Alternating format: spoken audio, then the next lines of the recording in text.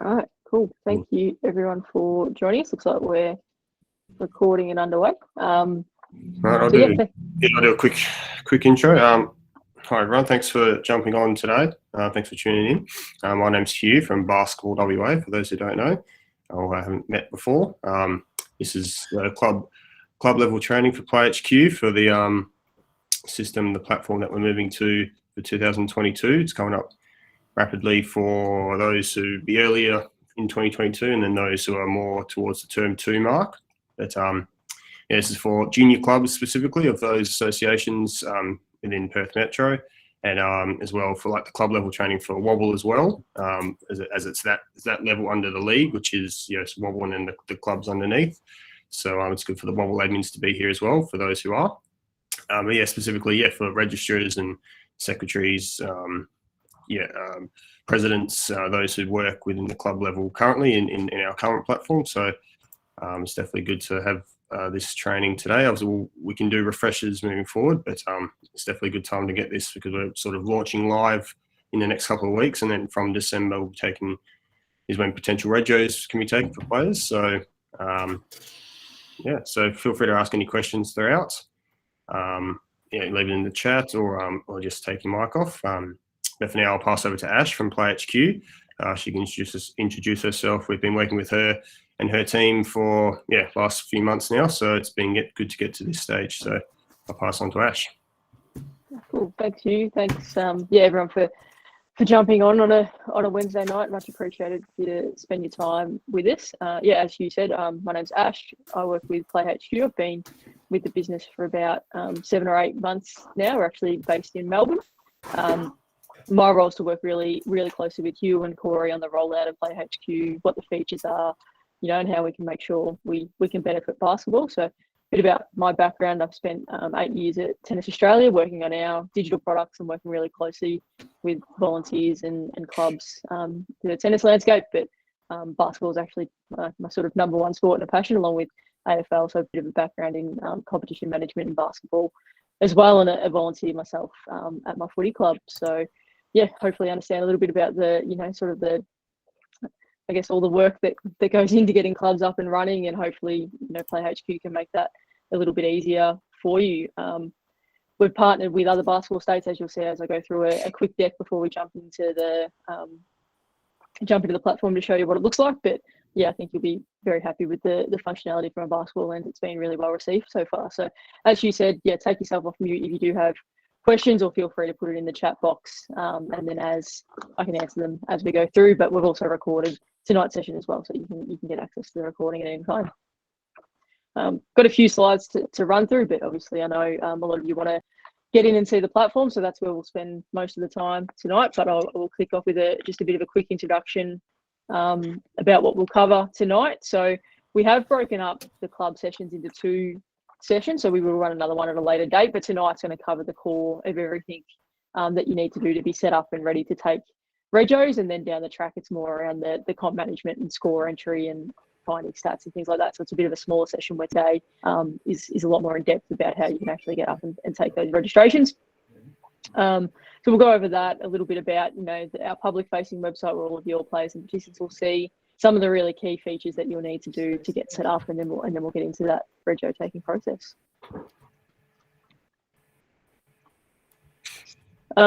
Just a bit of background on us. So we are a pretty new technology platform, and we're designed to simplify the experience for sporting codes, association, clubs, and volunteers like yourself.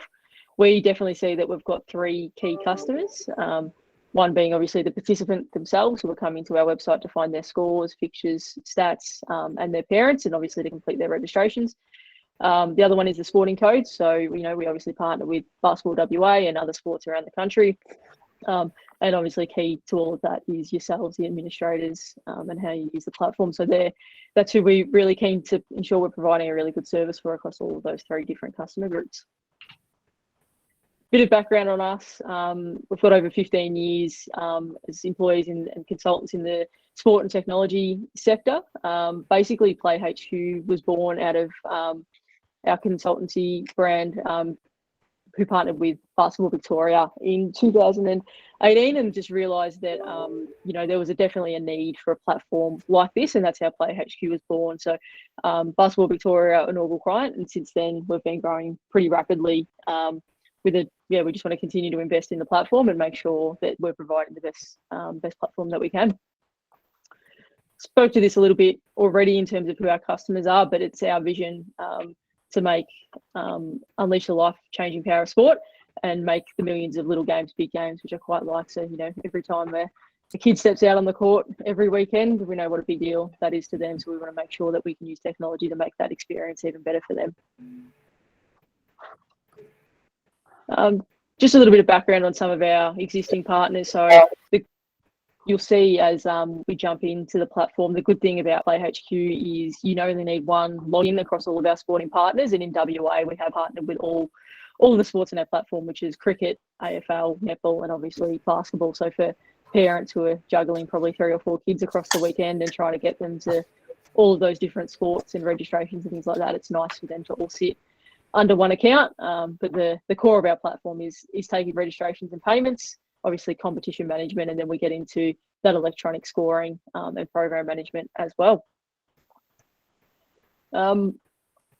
Quick, I guess, just a little bit of background on how we work. We very much work on, I guess, the shared benefit across all of our users. So we obviously have some customized features for basketball, which is mainly around the scoring and the stats. And that's the same for, say, AFL and cricket and netball. But the core of our platform actually gets released to all of our sports. So that means we can build at scale and develop at velocity, basically, releasing to you a lot quicker than potentially some other clients would be that would be basketball specific. And it means you're getting a lot more features a lot more regularly. So we actually release new features every 2 weeks into PlayHQ of varying degrees of size. And that allows us to keep innovating. The future vision and in terms of where we think we can enhance the experience the most is on the participant portal, and I'll show you this very soon. But again, for the participant and the parent, we know that they lead really busy lives, so we want to continue to engage them, and we see our participant portal as a great way to do that. I'll show you what our My Team section shortly and how we've been building that over time to start to build out, I guess, a family calendar view of all their sporting activities. But into the future, we see we can do even more things around data visualization.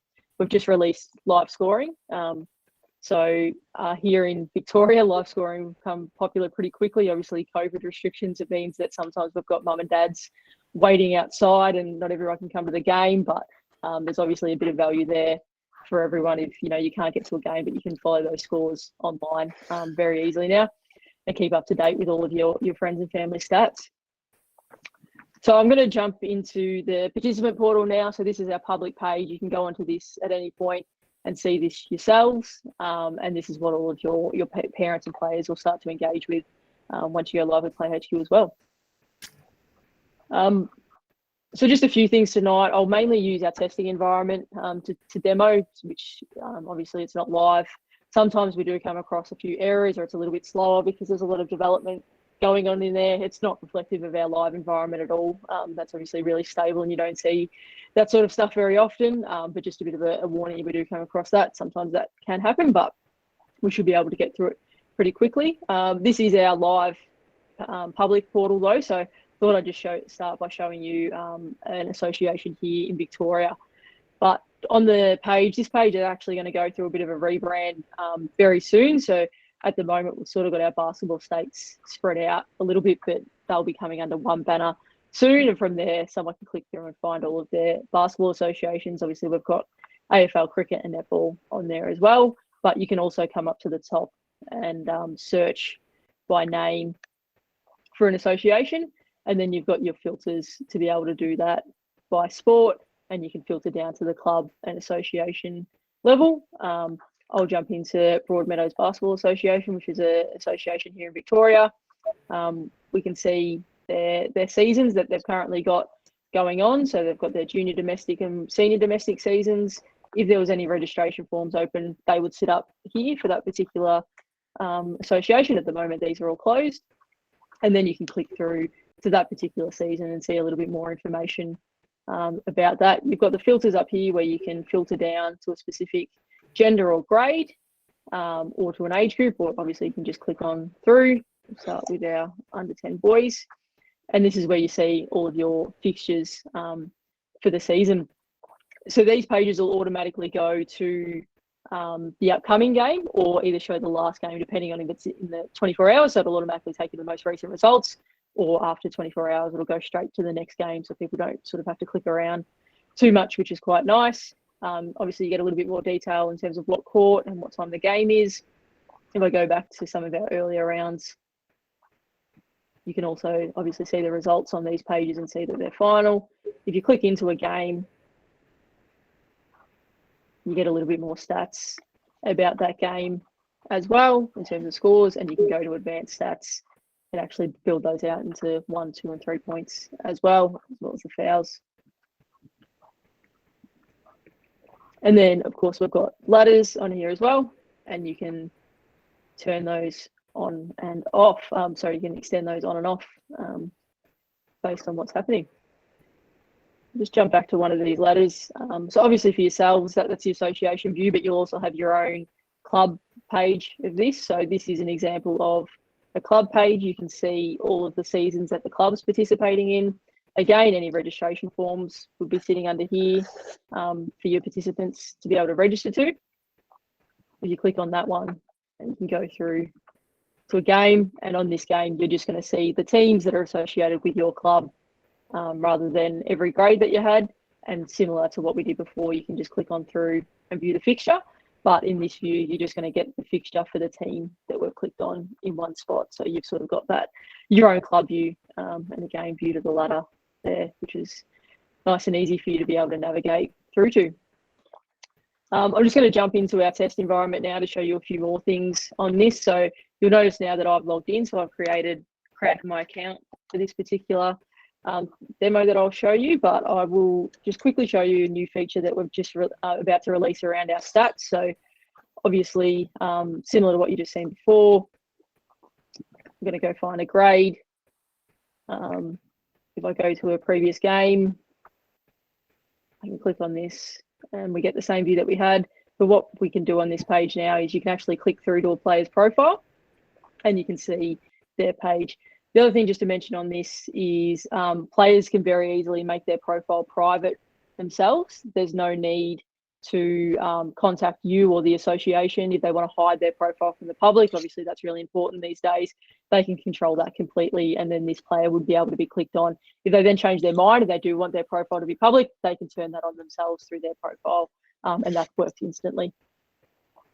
So if I click on a player here, and this is where I can be taken through and see all the career stats for Sarah. So you can filter here between career, and then if she's played for multiple clubs, you'd be able to specify to a particular club. And same goes filtering by additional seasons that she's played through. But basically here, she can start to see her whole profile be built out and how many games she's had across the season. They'll all display here, as well as how many points she's scored. So again, when we talk about that engagement with the player, that's all. It's all instant. It's all straight away from the e-scoring app. That'll flow through live. You don't need to do anything from your end or the association's end to sort of push these results out to the public portal. That'll all go in there straight away. The other good thing, I spoke about that sort of multi-sport lens from the participant's point of view. If you are registered in multiple sports, it's really easy to sort of filter between the two, and you can go through and see any stats for netball as well. And if your profile's public, you can go through and see that. Up in my account, so if I go to my account up here, you can see I'm logged in as Steve. Here, this is where I can start to build out my family view. So I've logged in as Steve, but under Steve, I've got my dependents or my children, or might be my partner as well, and I'm managing all of their profiles under one account, so there's no need to have multiple accounts. I can filter down to, say, Kate, and again, I can see all of the teams that Kate's registered in across those different sports. So a really nice, quick way for parents to be able to see all of their children's registrations. And from here, I can click on, rather than using that search functionality, I can just come straight to my profile and say, okay, I want to see Kate's Demons fixture, and I can click on that and be taken straight to the fixture and see the upcoming games for that. And same goes for for other members of my family, I can quickly filter between them. And I can also get to my public stats profile from this as well. So this is where we definitely see where we can build this out and, you know, further that engagement with people. It's been really well received so far. The other good thing about this is, as a coach or a team manager, you can have some additional level of access on this site without needing to go through to the admin portal. So if I, for example, Steve is I think a team manager of this team, and you'll notice here he's got this squad tab, and we didn't have that on Kate's profile when we were looking at that before. So what that means, if I click on squad, I can actually see everyone who's registered to this team. And that can be, and I can also get their details as well. So as a team manager or coach, that's really a handy feature for them to be able to go and see everyone who's registered, see their key contact details and make those calls as well. They can do a few additional things depending on how your association operates as well, around, you know, entering team lineups and things like that prior to games. But for a lot of you, it's probably just done at the venue on the e-scoring device. And this is also really good for, like, sort of more the adult social teams. I know Hugh mentioned we're more talking about the junior club-based competitions at the moment, but if any of you participants yourself and you're the ones that are organising the team, you would get a similar view of this to be able to go in and see, you know, who's registered and not need to chase up all of those registrations. Is there any questions on any of the participant portal features before I jump in to the admin portal?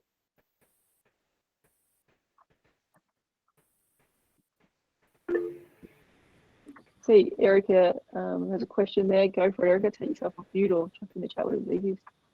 Yeah, just wanted to know, how easy is it to change a player between, say, different parent profiles? Yeah, it's a really good question. It is, it's quite easy to do. It'll pick you up during the registration process, basically. So if you go on and register, for example, at the moment, Kate's registered under Steve, but if Mum went to register, entered Kate's details, it would say Kate already exists under this email address, and it would sort of do the where it stars out the email address so you can see, but it would send a code to the other email, and then you just need to enter that code and it'll swap who owns the account very quickly. If Mum and Dad aren't communicating, or there's, you know, other reasons they can't get access to it, then it's really easy still for us to manage via a support process. But I think that sort of profile matching, as we call it, would account for hopefully, you know, 80% of cases and make it quite easy to do. Thank you. Great. Any other questions?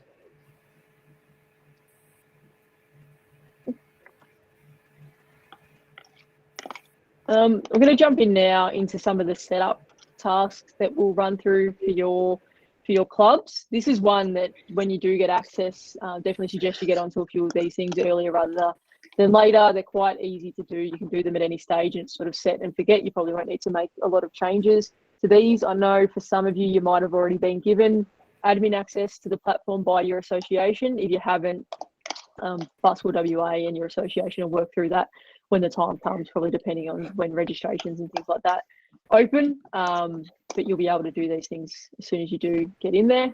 I'm just going to jump into our admin portal now. So basically, when you log in, this is exactly what you'll see, a view like this. You can use your participant account to gain administration access as well. So there's no need to have different accounts as a participant or a parent and an admin. It's just about granting you the right level of access. All of the navigation appears on the left-hand side here, so it's really easy to do. This competitions and game day menu is probably where you're going to spend a lot of your time. And that's where you'll sort of be day to day. But in terms of setup, a few things just to note as soon as you do get in there is to jump into My Organisation and go to Overview. Upload your team or your club logo, and that'll come straight through to the that participant portal site that we've seen. So it obviously makes the fixtures and everything like that look really nice. So make sure you do that. Enter a bit of a description about your organisation, and this will also appear on your club's page. Your contact details, address information. You can give a bit of information around some of the formats that you offer if you like, and same with age and gender if you sort of do have specific ones that you're available to. your inclusion options, and then an important one is any terms and conditions that your club may have, and then you can use these to participants must sort of agree to these as they go through the registration process. And when they do that, there'll also be the association terms and conditions if there are any, along with Basketball WA's terms and conditions as well. So it's important you put them in there. They can either be direct to a website, so they're already existing on a website, you can just put the URL in there, or if it's just a block of text that you have, you can just copy and paste that into that section as well, which is nice and easy. The next one is another really important one, and it makes setting up your teams a lot easier. So the abbreviation or nickname for this particular club is the All Stars. But for a lot of you, when you set up, it might be, you know, the VU Western Spurs Basketball Club. So that's obviously not what we want all of our teams to be called. We might just want them to be called the Spurs. So we'll enter that in here, and then we can build our team names out from there, which I'll show you a little bit later on. But entering it here makes it a lot easier to do. The next one is just any key contacts at your organisation, just to sort of store these, enter them into this. You can include a bit of a position there, an email and a phone number, and you can also choose if that contact is visible on the public website or not. So if you just sort of want to store it but not publicly available, you would just turn that off. But you can turn it on at any stage as well. Vouchers we'll talk to a little bit later. But this is another really important one, and that's setting up your payment details in your payment gateway. So probably your treasurer would be the person to go through and do this, but you just need to submit this form. It does ask you if you've registered for GST or not as well and have an ABM, authorised person's contact details, the bank account which payments will go through, and then it also asks you for some photo identification. And there's our Stripe terms and conditions, which we use as our payment gateway. So you submit that form, and then it takes about 24 to 48 hours to activate. But once that's done, you'll be ready to start taking all of your online credit card payments. So nice important one to get done. All of your reporting for payments and everything like that is done through PlayHQ. You don't get sent to log into Stripe or anything at any point. You can just go do that all through here. And once you've done that, you'll just get a message to say that those details have been submitted. The other one to do is just to add any other administrators that you might want to at your club. So your association will probably add 1 or 2 people for you, but if you do need to add other ones, you can do that just by entering their contact details. If they've already got a PlayHQ account, they'll be able to log in with their existing account. If they don't, they'll just be invited to create one, and you've just got that one role type, and they'd be able to access everything in here. Another important one, just before we move on, is probably around your kids sport vouchers. So PlayHQ does have the ability to take to discount payments based on participants entering the kids sport voucher. So if you do accept those vouchers at your club, it's important that you just come in and turn this on. And then there's a report available that you can send, that you can use to reconcile the payments.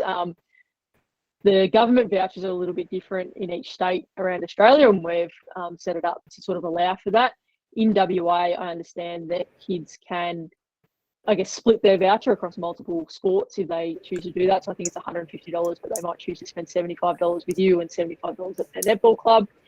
Basically, it's on the participant to enter how much they want to discount that. So if they want to enter $75, then you can claim that $75 back. If they want to enter 150, they can do that.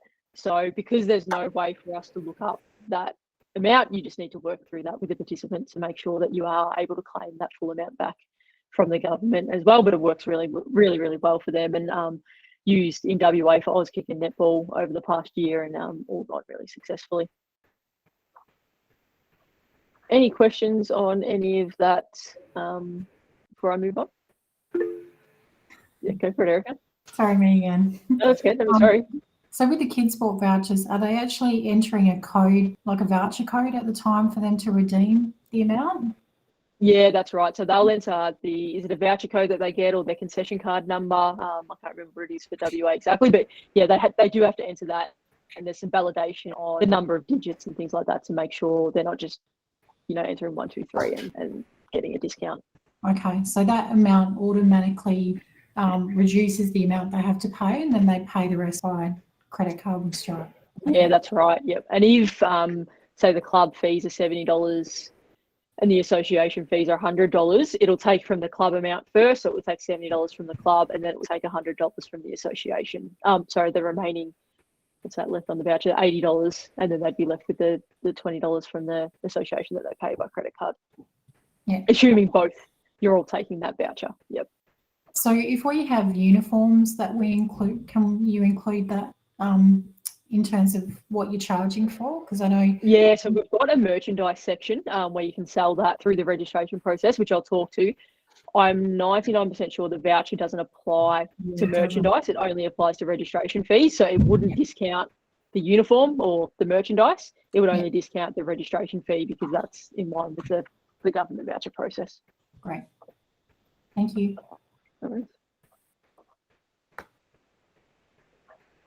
Cool. It's a good intro, Erica, to our next section, which is setting up to sell merchandise. So during the registration process for either programs or competitions, you can sell merchandise. So uniforms is the obvious one, hoodies, socks. Someone I think even set up to sell raffle tickets on there as well as people go through. So you can do whatever works for you on that, but it's important that you have done particularly the Stripe account before you do get into that. You can have variations of this. Obviously, you can have your small, mediums, and larges, but you can also allow for personalization and I guess an add-on to a product, which might be something like, add a name for an extra $5 to uniform, and you can do all of that. So we'll set up a piece of merchandise now. And then when we set up our registration forms, I can show you how we attach that. So within merchandise, you go to products. I've already got one that's set up here, which is the All Stars playing singlet. I'm going to add another product.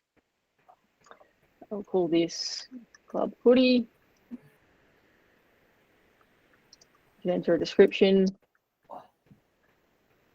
Make it active, so obviously it can be purchased. You've got the ability to upload an image, so you can just click on upload for that and then search your desktop for it. Upload that one, and then this is where you can have your variations. So if there's no variations, you can just enter a price on it. If there is variations, you might say size, go small, medium, large, and then you can have different prices for that if you want to. You can add additional variations if you need to. So the next one might be color, red, green, and you can keep building it out. That way, obviously, that's pretty complex. A lot of you probably just have the size. You can do that if you want to. And then you've also got the ability to add these custom fields. So that might be personalized name, let's go. And you can choose if that's a text box or a drop down. And you might say yes,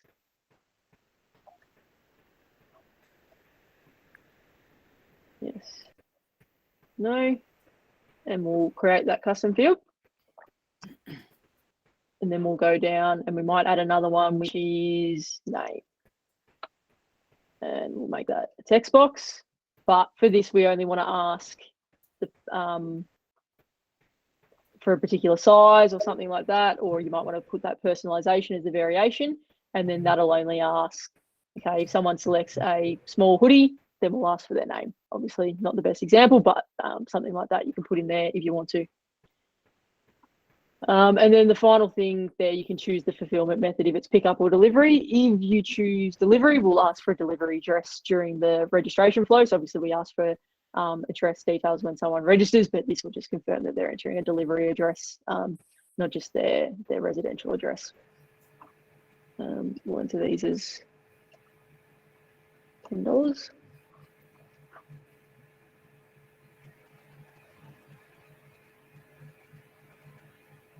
And basically we'll now, when we go through and create our registration forms, we'll be able to insert these products in there and they'll be available for people to purchase.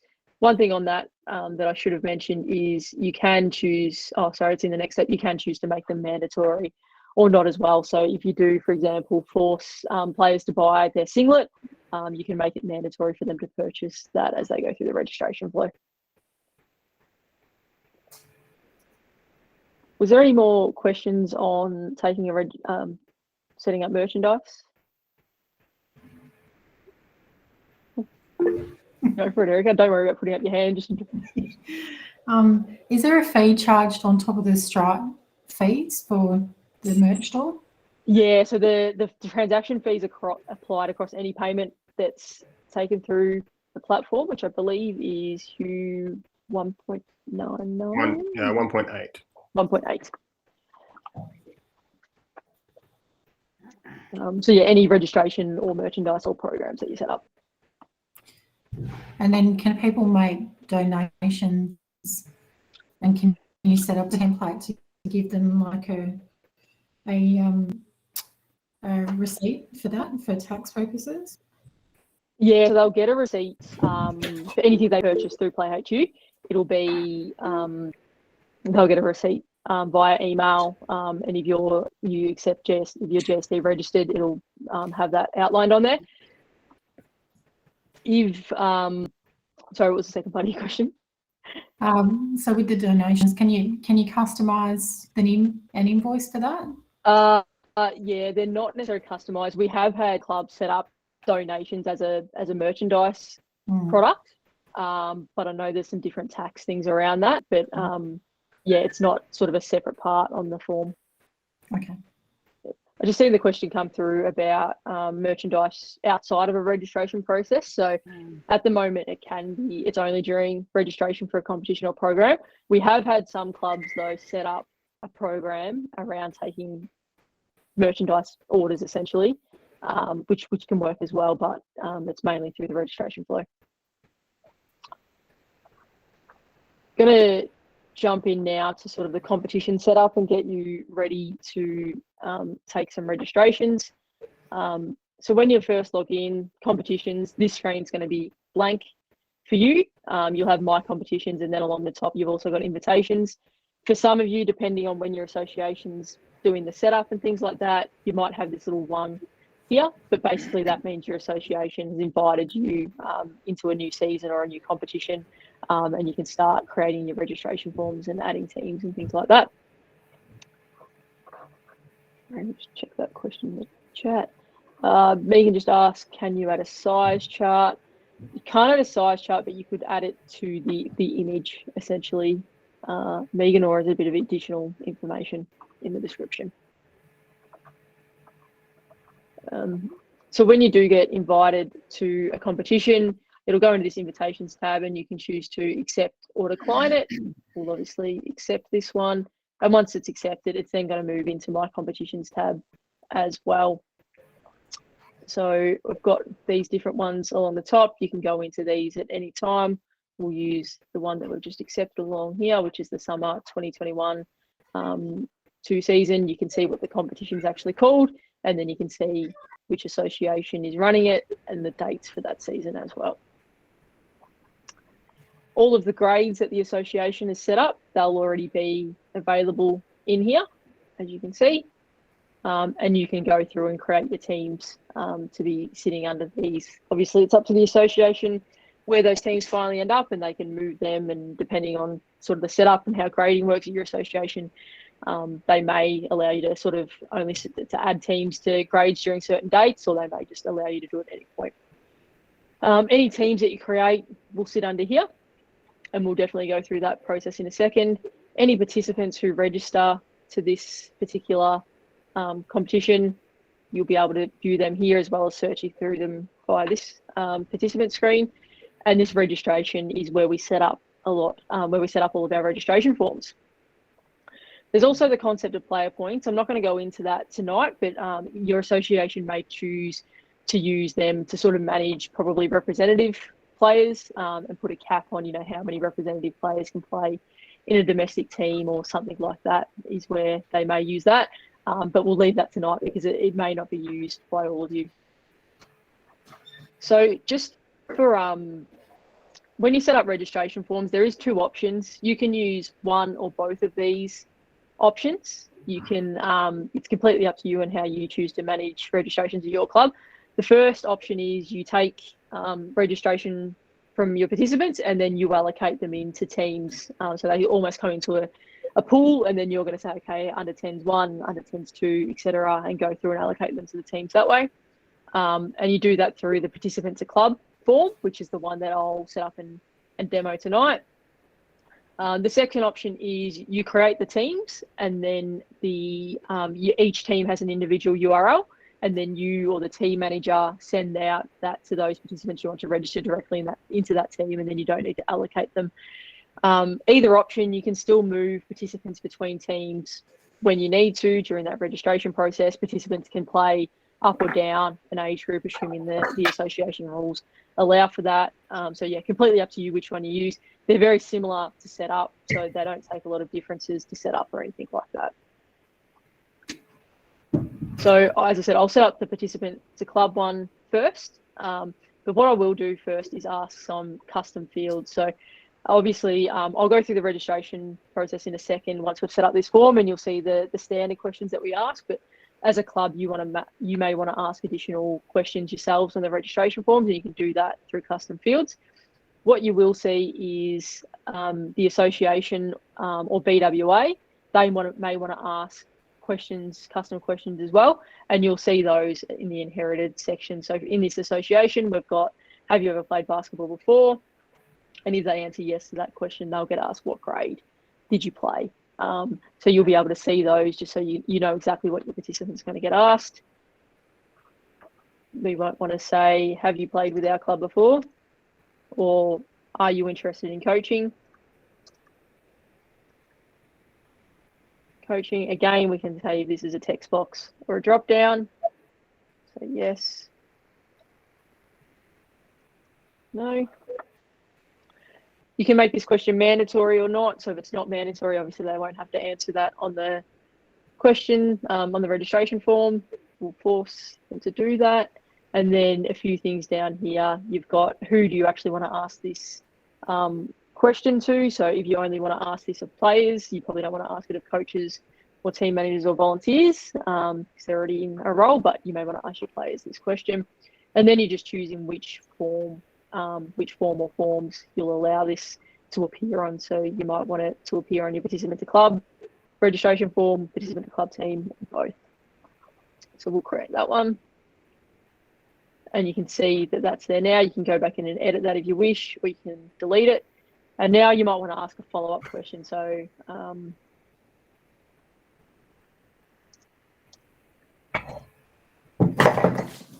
coach, and we'll make this one a text box so they can just answer it. And we'll make this one conditional on what we've asked before. So based on our question, are you interested in coaching? If they say yes, we'll then ask this follow-up question. If they say no, they're not going to get asked this follow-up question. So it's just a nice way to not present someone, with 13 or 14 questions if they don't need to see them. Your association may choose to ask some questions of teams as well. So when you are entering your team, they may have some questions in there. You can do the same, and this is probably to record any information against a team that you might want to record. You're probably not going to use that too much, but I'll show you what that does look like in a second. Is there any questions, Hugh, that I've missed or in the chat to go on, or have you got most of them? Yeah, not specifically yet. All good. Thank you. Hey, Mike, go for it. Hi there. I'm just wondering, with those player registrations, we're a college or a school-based club, so we only take our current students. So no one from outside the college can sign up. With that link that you send out or the URL, does anyone have access to that, or can you make that private? You can make it private. It's a really good question, Mike. Yeah, so you can sort of hide the URL and then it's only available to whoever you send it to. Okay, great. No worries. Which, I'll show you now. Thank you. So setting up the registration form, you've got your dates there that you can set, the registration period. So you might want to say by the start of the season, and then after that, lock registrations completely, or you can keep them open, completely up to you. Excuse me, sorry.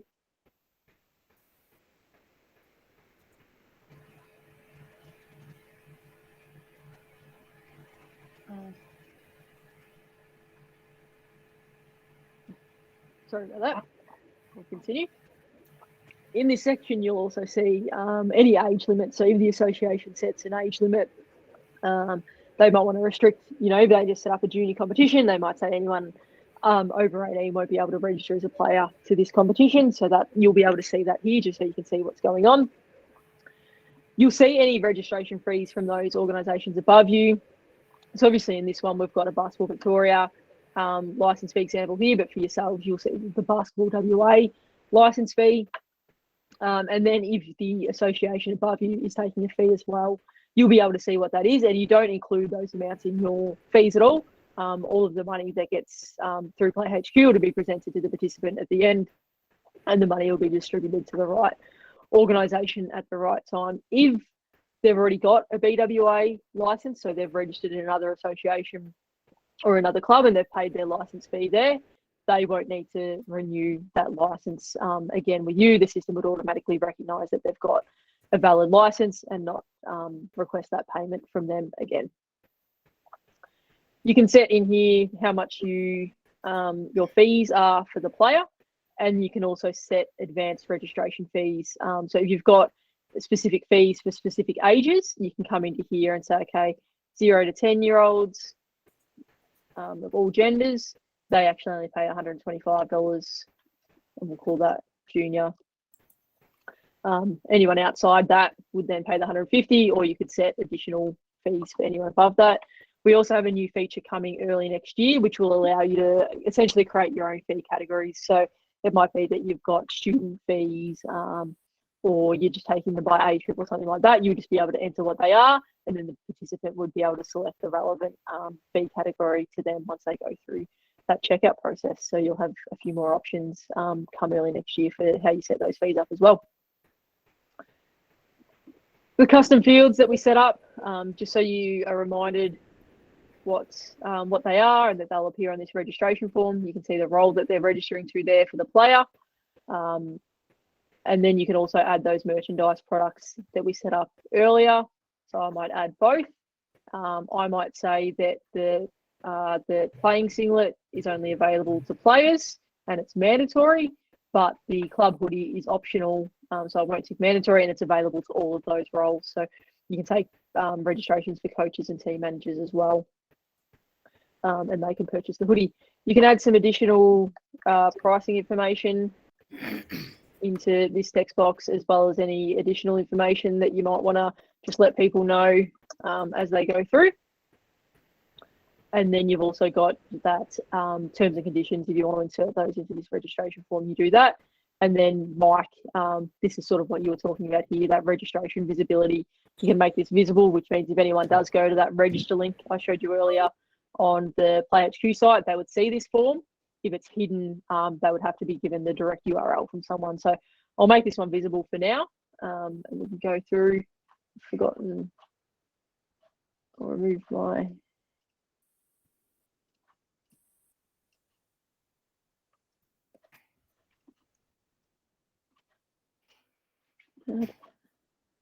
And we just need to save as of what date, so we'll make it the end of the year based on those ages, and then we'll be able to save that registration form, and you'll see that that's now visible.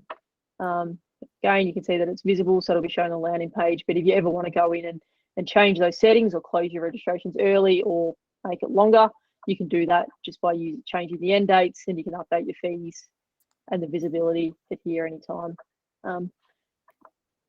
The participants a club team form looks very, very similar. I won't go through and create one of those, but just so you know, you'll be able to, it's basically exactly the same, but it won't give you a URL because the URL would be team specific, basically. So you would have to create your team first, and then you would get a URL for each of those teams, is the only difference. Any questions on creating those registration forms?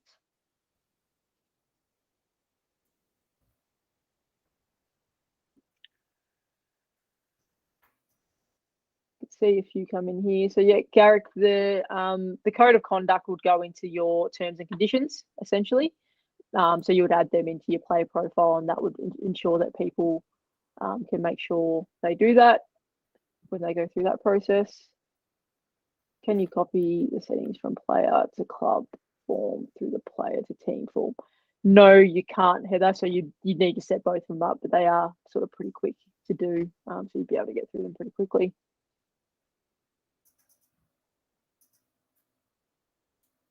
Question from Chris. Are you able to have multiple registration forms for participant to club?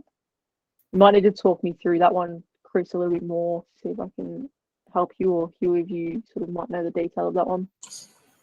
Yeah, just if we have currently we have 2 fees, one existing member and one new member. So we have 2 different fees. Yep.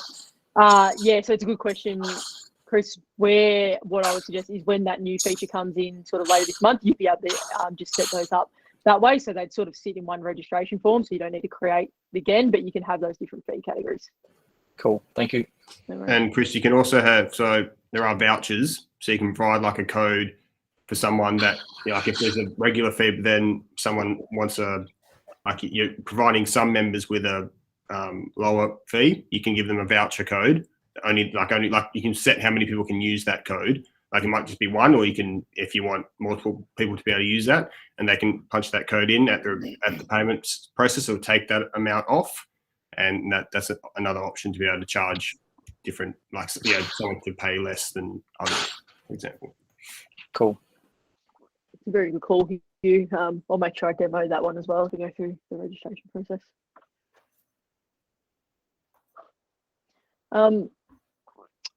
So once you've created that, participants can start to register, obviously, if they're open. I'm just going to quickly show you how to create teams first, and then I'll do one of those vouchers that we just spoke about, and then we'll actually register a participant so you can see what that looks like as well. So that All-Stars name, you can see that appears. So this is what we entered into our club profile earlier. We might create under 10 boys one, and what the platform will do is it'll automatically build out that team name for you based on All-Stars being in there. If you didn't put that in there, basically it will just give you that, and you would have to add something in there. You can always change that to be whatever you need it to be. If you sort of have green, or you can build that out however you need to and call this green. So hopefully a nice quick way to be able to create those team names for you. Under 10s. And then if your association or yourselves have entered any custom questions for teams, they'll appear here, and you can go to early or late, but completely up to you or the association if any additional details will appear there. So add that team. You can see here that it's unallocated, but you can see what the team is. If I click on that team, I can view it. Any players that had already been in here, I would see them here. Same with any coaches or team managers. If there's any restrictions set by the association around age or gender, that would appear here. Same with finals eligibility rules. If you had set up the participant to team, club team registration form, that URL would also appear in this box here, and that's the URL that you could then share to anyone who needs you to register directly into this team. The registration history of this team would appear here, and you can edit that game information in there as well. Along the top, we can go back to the team, or we can jump back into our grades menu, and then you can allocate teams to grades. I've already fixtured this one, I haven't done the next one. So these have actually been sort of locked out now from the association's point of view. So the associations might have said you can only enter teams for this particular time. So I'll just quickly go in and update that from the association view so you can see me allocate a team.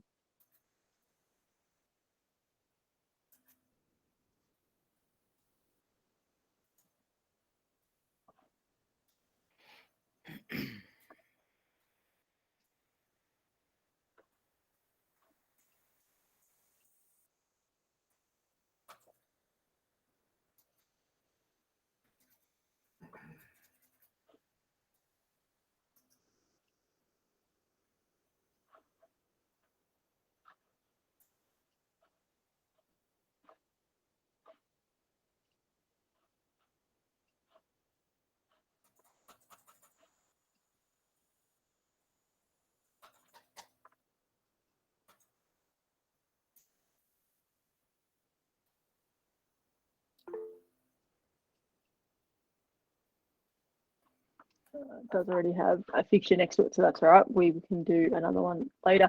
But basically, you would just be able to allocate teams and move them around as long as the grade hasn't been fixtured, like this particular one has, or the association hasn't closed those registration dates. So obviously, for a lot of associations, they might give you, say, until the end of December to enter all of your teams into the grades, and then they might close that off so they can go through and do the grading and create fixtures and everything like that. But once that's done, you can still do everything like add players to your team and everything like that. The grade, however, will just come into this section as well. So going through the registration forms and creating a team, I'll now just quickly talk to discount vouchers and setup. Was there any more questions on any of that before I progress? Check the chat there. There is one question that's just from Phoenix. Be able to elaborate on that if you can. We open closed registrations with different URLs. Like open to existing members, closed. Not at the moment. So you would use the vouchers that you just spoke of, or potentially, you could hide the link, give it to existing players, and give them a bit of a grace period to sort of register before you went out wider with it. So I know there are some clubs that they'll send it out to their existing members, say 2 weeks beforehand, have the price on there for their existing members, and then 2 weeks later say, you've had your chance to register at that rate, and we'll now open it up and change the price to the price that everyone has.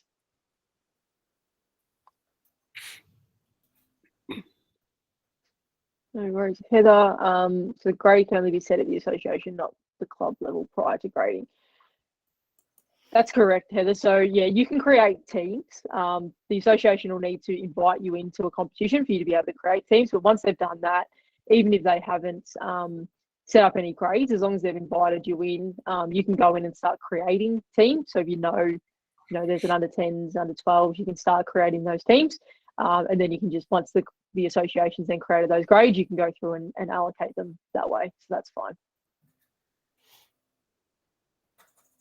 Yeah, so Heather, it just depends on what the association sets. So like if they're creating grading pools, or if they're just creating, whatever grades they're creating, it's up to them, whatever's going to be there. So you can only allocate to what's there, and that's set at association level. So it's up to what the association wants to set.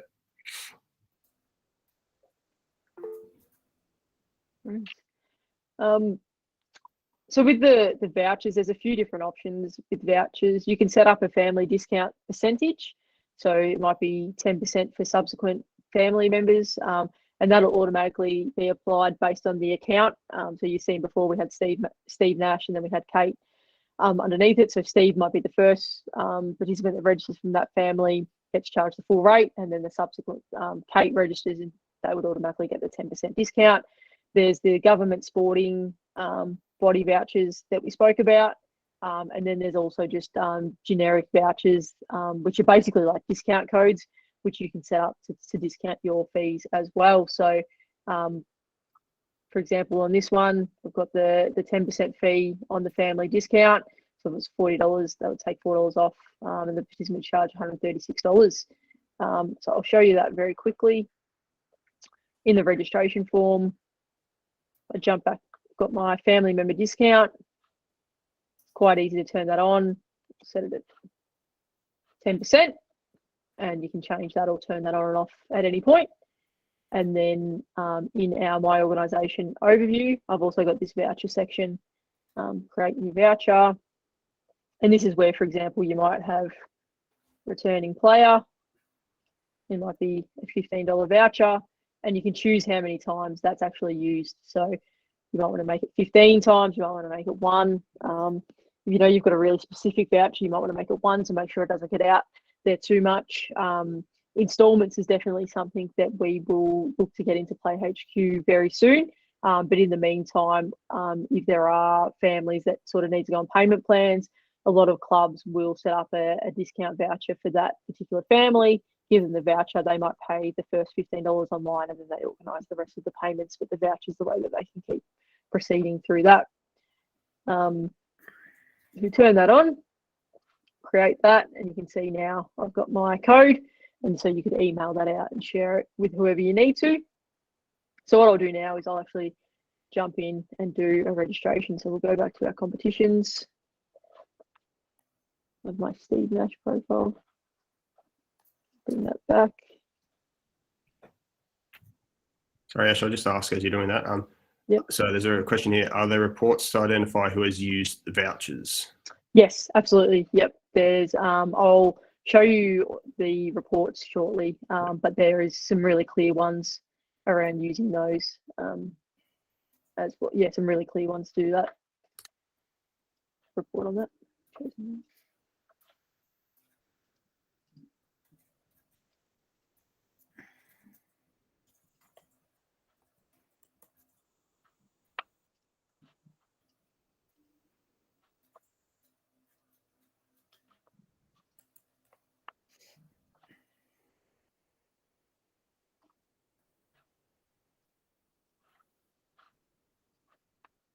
So that registration form that we just set up, I've just gone to that link.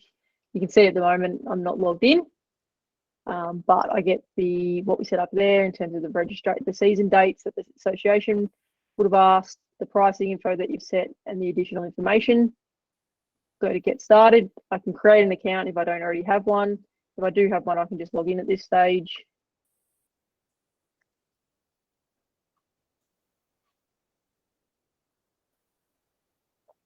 So I've logged in. I've already created, got Steve and my dependents under here. If I'm registering a new one, I can do that as well just by selecting that. So I'll choose to register Steve. And register as a player, but those other roles are there and available. All of my information saved from my previous registrations, but I can update that if I need to. And then we've got those questions that we asked as well on our registration form, and any association questions would appear here as well. So I might say yes, and then that comes up and I can enter that text. Emergency contact details is asked as well. For coaches,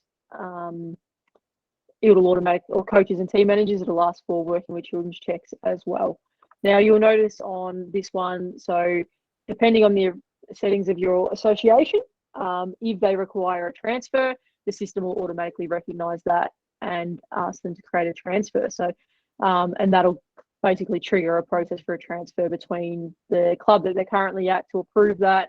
The associations will approve that if they need, and then the club that they're incoming to. So I'll go back and I'll register Kate, or a new family member who won't need a transfer.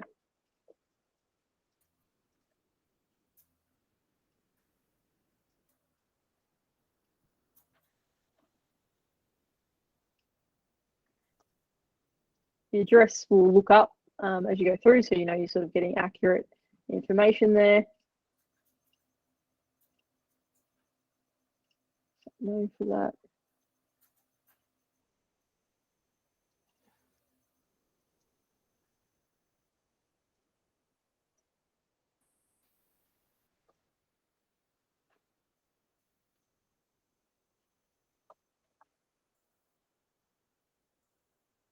And basically here we're presented with the fees. So if the Basketball WA license fee needs to be paid, that'll come up here with the appropriate payment. If there is a fee for the association, and then also the fee that we've set as the club, I'll be asked to accept the terms and conditions. If I click on terms and conditions, you'll see the different levels of terms and conditions that are set up.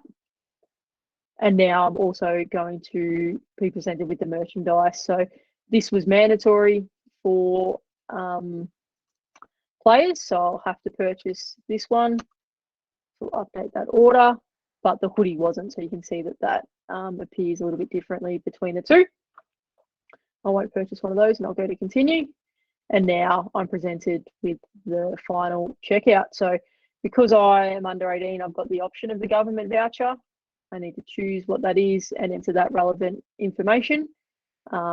And that'll automatically apply. If I've got one of those vouchers that we set up earlier, so I'll just get our code.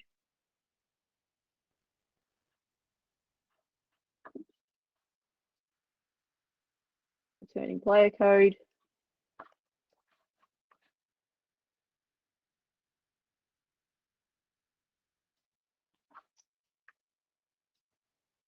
And you can see that that $15 has automatically been applied to me.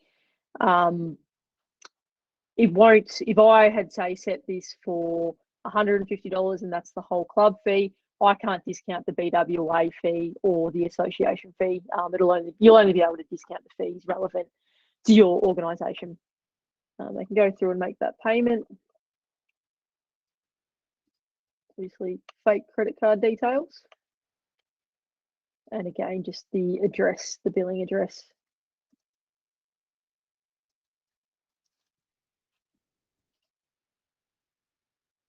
Can confirm that. So because we set up that family discount, we've got discount available for other family members. You could go through and register, and that discount would automatically be applied to them, assuming that's been set up. I'll jump back to our participants, our competition now. If I go to participants, I should be able to search for myself. So that was the one I just registered. Click on that. I can see all of my information. You won't be able to manage duplicates yourself, but you can always raise those through to Hugh, who'll be able to help you merge any duplicates, but obviously starting with a fresh database. We shouldn't get too many, and there's a lot of prompts when you register to make sure people don't create them. Any statistics for this player, you'd also be able to see all of their full playing history, not just at your club, but any playing history they've got here, any incidents or suspensions they have, and then you also can see their Basketball WA. Obviously this one says Basketball Victoria, but you can see that license fee there as well.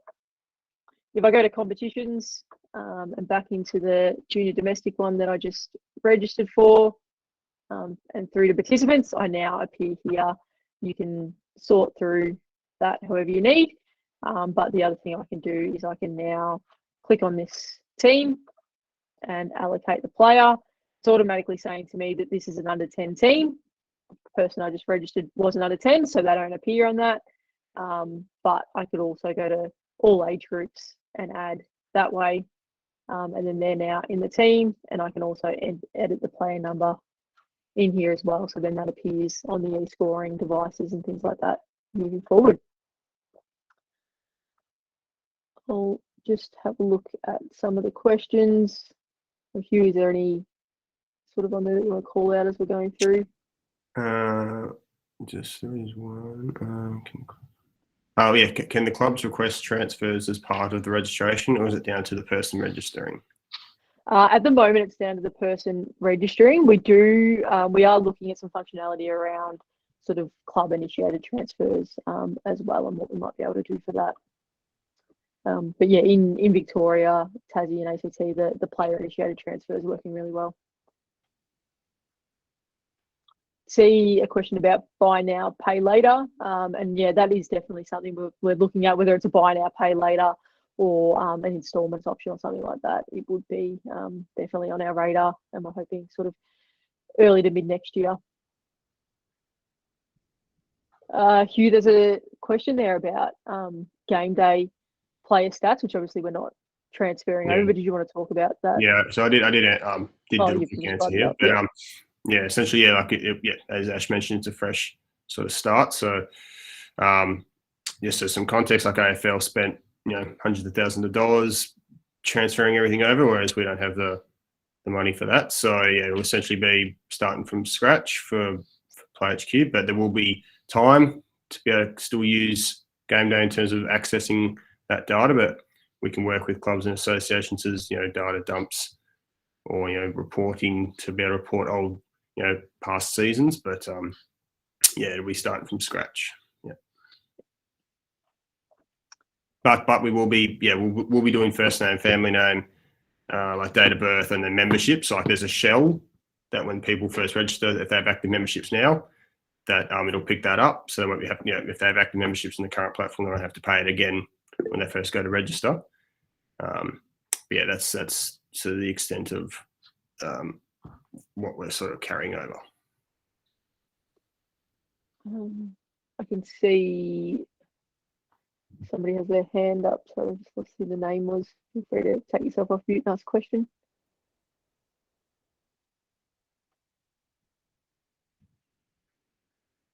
No, might have been a mistake. Good. So I'll answer for June Lakers. So all players currently on game day will not be transferred over. Well, essentially, yeah. So their history won't be, but like there will be, like they will have shells ready for them to when they first register. It'll pick up that they have an active membership. So that's the extent of what, in terms of players rolling over. I mean, like the history is not going to be there. There's just no way for that to happen. So, yeah.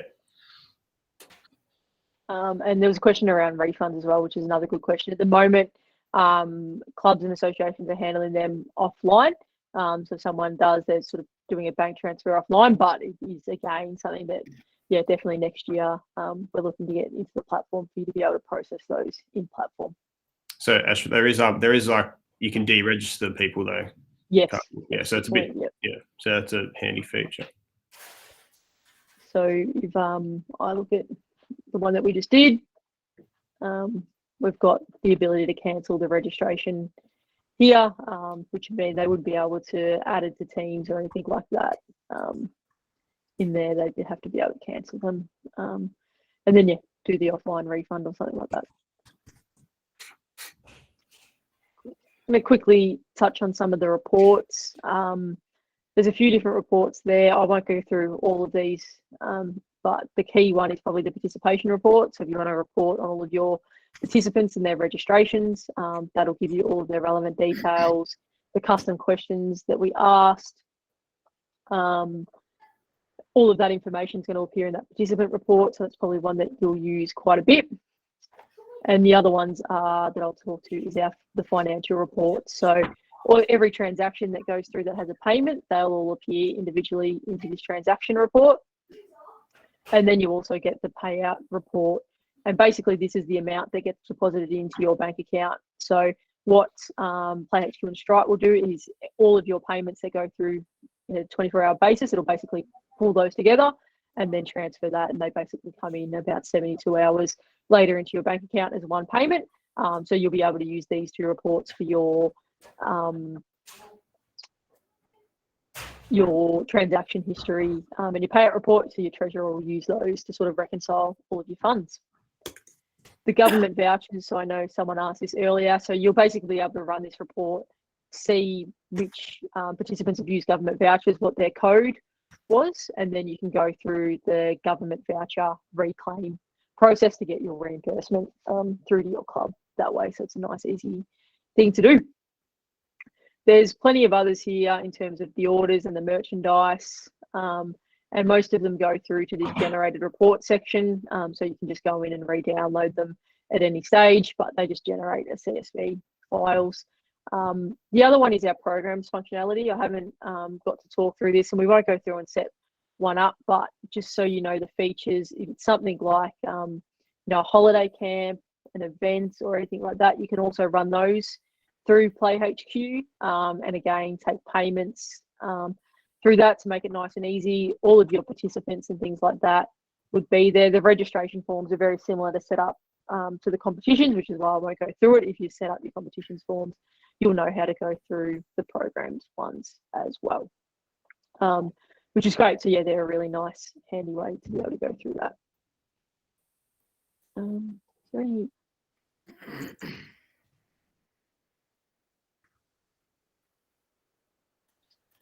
questions?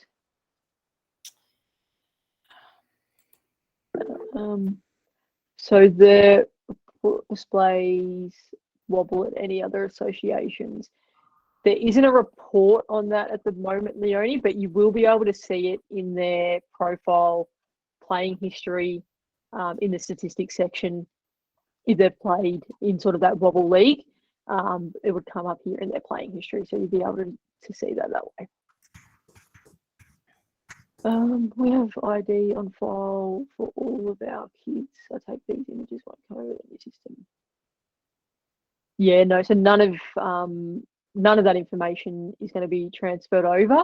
And we're also not storing things like passports and birth certificates in PlayHQ, just due to privacy limitations, we're going to avoid that. It can get quite complex, and we don't want to make that any more difficult or put anyone at risk. So we won't be storing any of those documents. Yeah, I can see there's a question there. Go for it. Yeah, so obviously going back to the transfer of statistics and stuff, obviously domestic junior clubs, they rely on those statistics when it comes to putting kids in teams and grading them. So that's going to actually make it quite difficult for us to put these kids in teams. So if there is a way that the statistics can be transferred, will you guys entertain that, like, at all? Or is there a way? I know that Hugh replied to my message, but I'm just wondering, because we kind of rely on that information, and I think that most junior domestic clubs at Willetton specifically do that. Yeah, so it's not going to be brought across to PlayHQ. There's no intention of that. But Hugh, you know, sort of game day much better than I do. Maybe there's some things there around downloading existing reports to make sure you can always access that information from the past and things like that. Yeah. So like obviously, yes, there are still the public stats with game day. Like Yeah. you know, those profiles are still that will still be there, and there will be a time where you still have access to your game day database. So again, I can't say how long you look back when you do grading. Is it the past season, or is it like so let's say for your next season you still have access to your current season, for example. Okay. So you'd be able to do it that way.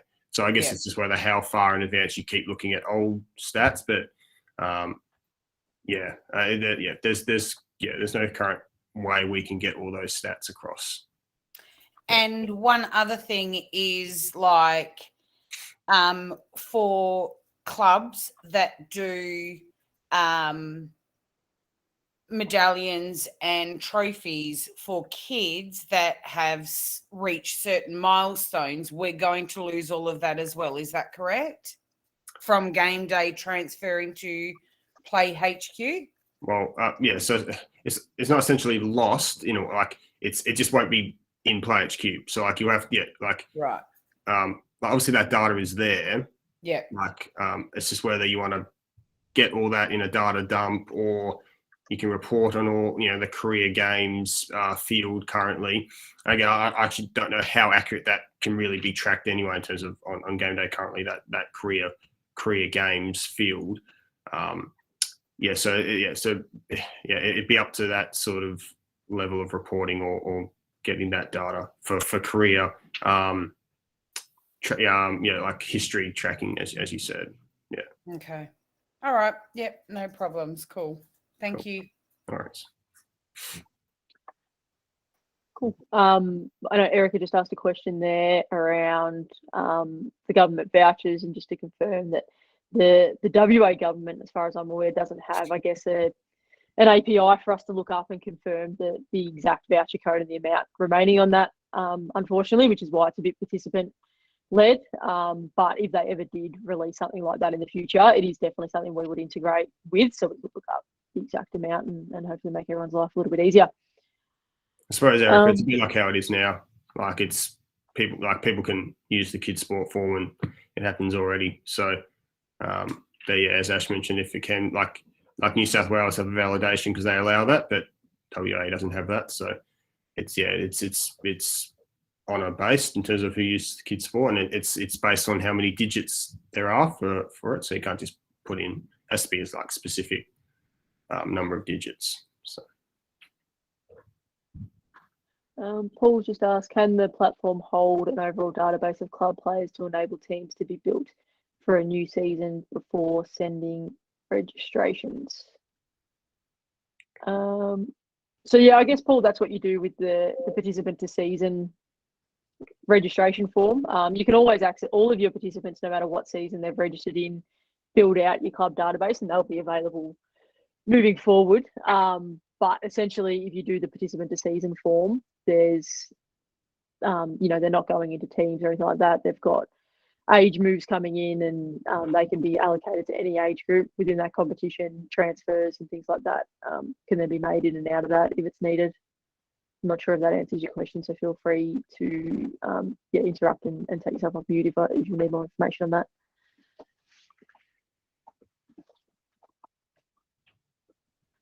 Cool, thank you. Sorry, I should just say, so Chris from Subiaco Basketball Club's mentioned that they've got that data, so they must have done some reports there, Chris, which is good. So yeah, there is if it's as from a club level that's been done. So hopefully we can work with clubs and associations to be able to help with that as well.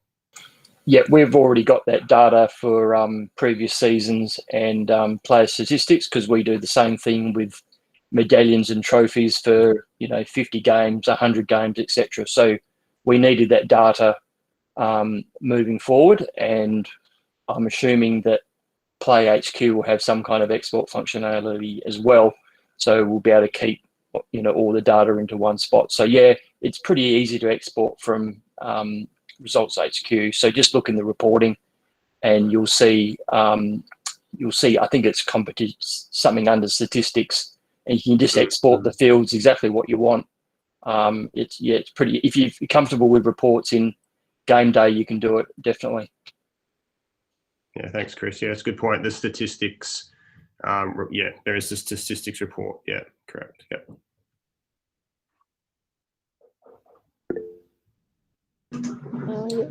Go ahead.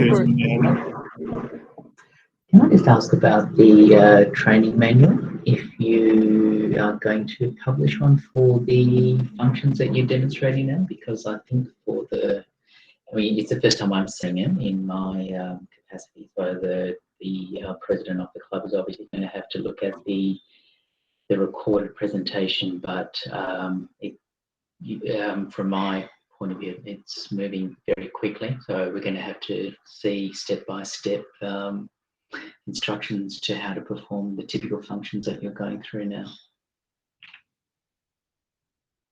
So just on mute, Ash. Very 2020 of me. So yeah, we do have a support site that has a heap of resources and step-by-step guides on how to perform most of these tasks, or all of these tasks that we've been through. So the URL for that is support.playhq.com. So I'll jump into that URL now. You can see what it looks like. And we're doing a lot of work around this and adding videos and updating the content every single day. But basically, as an administrator of a competition, you can go in, or you can search for, it might be adding teams, or what do I do next? And we've also got a checklist that around some of those key tasks that we've gone through, and links to the support articles. So there's a heap of help documentation available for everyone to work through it, and as well as obviously the guys at BWA, and they've got access to our support team as well to help out with any of the more complex tasks that might come up if they can't. Yep, great. That looks good. Thank you. There is one final piece of functionality that I did want to just quickly speak to, and then conscious of everyone's time, happy to continue to answer questions, but if others wanted to jump off, they can. But the final one I want to talk to is just the integrations tab. So in general, we have integrations, and we have an integration with MailChimp. So this will send all of your contacts, so anyone who registers to your club, directly to a MailChimp account, and that's where you can manage all of your sort of marketing and communication, your club newsletters and things like that. So rather than sort of build something in PlayHQ, we've taken the view that let's partner with sort of an industry leading communication platform. So MailChimp it's really easy to create an account. If your club's already got an account, you can just log into your existing one, and it'll send all of your participants' details across, but it allows you to basically slice and dice your database as you need, and send out really nice professional looking emails. If you don't have an account, it's really easy to sign up, and it's I think it's free for up to 10,000 records. So for most clubs, I imagine that that is going to be more than useful. So yeah, feel free to jump on that. But that is all of the functionality that I wanted to show tonight. As I said, as you said, we'll do more refreshers of these as time goes on, and obviously with registration starting at different times, there'll be plenty to cover. And we'll also have a follow-up session to go into more of the sort of, results entry and viewing fixtures and things like that once they do come out. But if anyone needs to jump off, feel free. But happy to continue to answer these questions that are coming through. Go through. Go ahead, Tangos. You put your hand up. So do we have to use MailChimp, or there must be another functionality within PlayHQ that we can get messages out to our members without utilising MailChimp? Yes? No, so that is our communications tool essentially. So MailChimp, but all of your information goes across and things like that instantly. It's basically the same thing. It just gives you the additional features that we don't have and wouldn't build. So you can of course export the information out and use it however you need to as well. Right. Okay. Yep. Okay. Cool.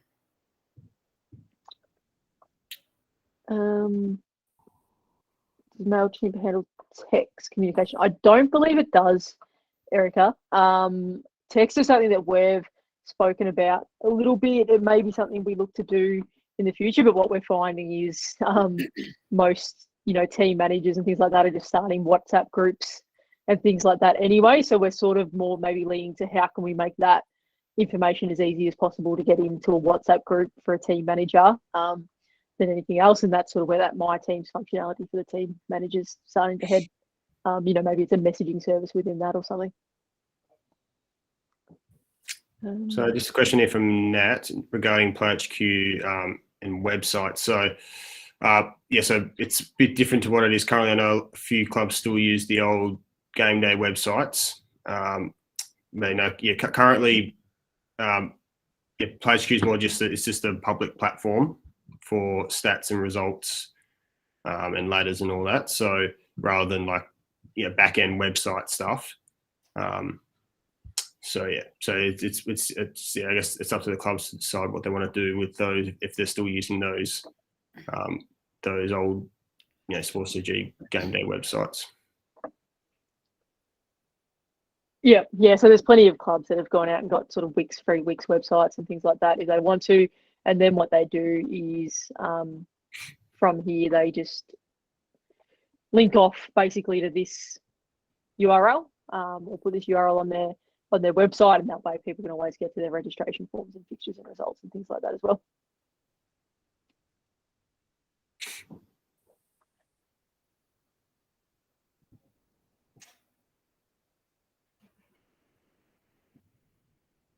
Yep, Sharon, you can run a report to get all of those emails, but the integration with MailChimp can use club email. Oh, sorry, maybe you're saying instead of using MailChimp. So you can export those emails in a report using the participant report, it's called. But if you use MailChimp, it's instant, so you don't need to download any Excels and re-upload into MailChimp or anything like that.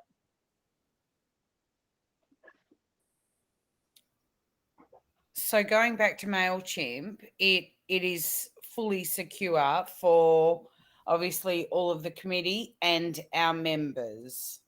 Is that correct? Yeah, that's right. Yeah, it's definitely a secure platform there. They're sort of a market leader in that space. I've seen Sharon sort of said she's some of us not fans of MailChimp, which is, sort of fair enough. I'm sure there's other tools out there that can do the job, in which case. Yeah, look, I'm not either, which is obviously with all the questions regarding MailChimp.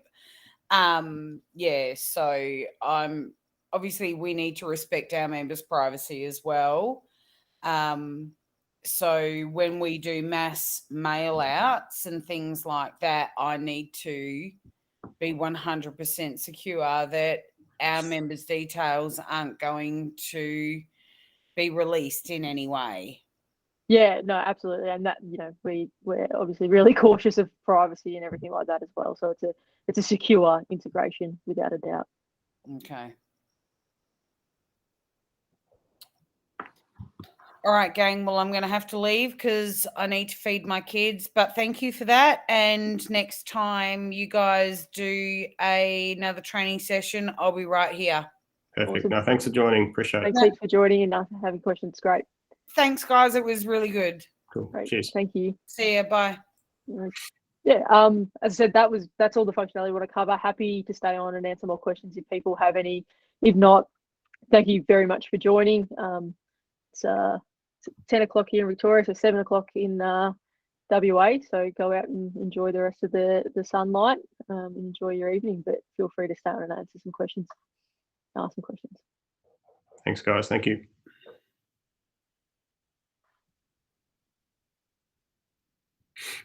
Really.